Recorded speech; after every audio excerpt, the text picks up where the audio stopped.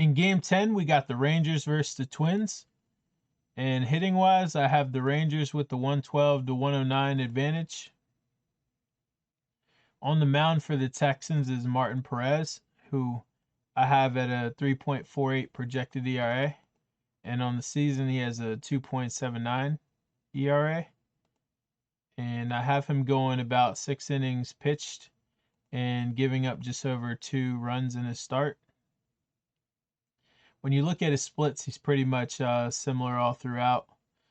Last 30 days, he's pitched a little worse, but fairly consistent. I'll say he's had a little bit more walks, 12% base on ball rate compared to an 8 on the season.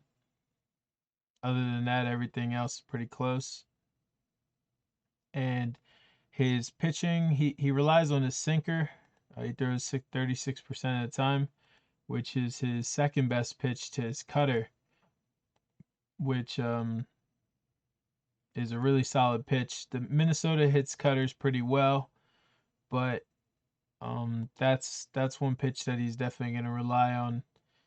He gets 16. It's actually surprising. He gets 34% whiffs on his changeup, but that's not his best pitch.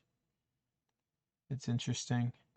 Hard hit percentage, 34 on the cutter. It probably just induces a lot more ground balls, is what I'm thinking on that cutter. And his worst pitch though is his curveball. And Minnesota hits curveballs really well. So I guess luckily for Martin, he doesn't really throw that pitch too often anyways. And I feel with him not throwing it as much, he does get a lot more whiffs out of batters. But when they hit the ball, 59% hard hit rate, they get a hold of it. So yeah, that collectively, I think he has a decent start, but yeah, just okay overall. Now the Twins have Dylan Bundy starting on the mound, who I've projected at a 4.06 ERA, and on the season he has a 4.76 ERA. I have him going 4.8 innings pitched and giving up just over 2 runs in a start on average. And on the season, he's actually pitched a lot better at home compared on the road this season. His whip's a 1.03 compared to a 1.39 on the road. 82% left on base percentage compared to a 63 on the road. Less home runs. Very consistent base on ball, 5% across the board.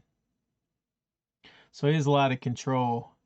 And in terms of his pitches, his go-to and best pitch is his fastball, which I would say, yeah, the Rangers aren't really that good. They're just like league average against them, so he'll definitely rely on that a lot. And his worst pitch is the changeup, and the Rangers hit the changeup really well. So I could see him, if he does get in trouble in this start, it's going to be because of this changeup right here. All the rest are kind of washes, but I will say the curveball is another pitch that the Rangers hit well that he doesn't really pitch that great with. It's not really a great pitch of his, just kind of an average pitch. But I think those two pitches between a curveball and a changeup could possibly get Dylan Bundy in trouble if he were to. And when it comes to the Rangers and Twins relief pitching, they're pretty much almost identical, 4.5 to a 4.55 projected ERA. And setups and closers, the Rangers have the advantage. Fourth rank versus a seventh rank, 2.17 to a 2.43. Now, when you put that all together, I actually have the Rangers at a minus 103 money line, where the sports books have them at plus 120. And on the run line, I have the Rangers at minus 223, where the actual line's minus 167. So that's a 10% value. There's really no value on the over under. I has 2% value. I have 0.59 runs. The line's 8. So that's not a bet I'll be making, but yeah, money line Rangers and run line Rangers plus 1.5 for my picks.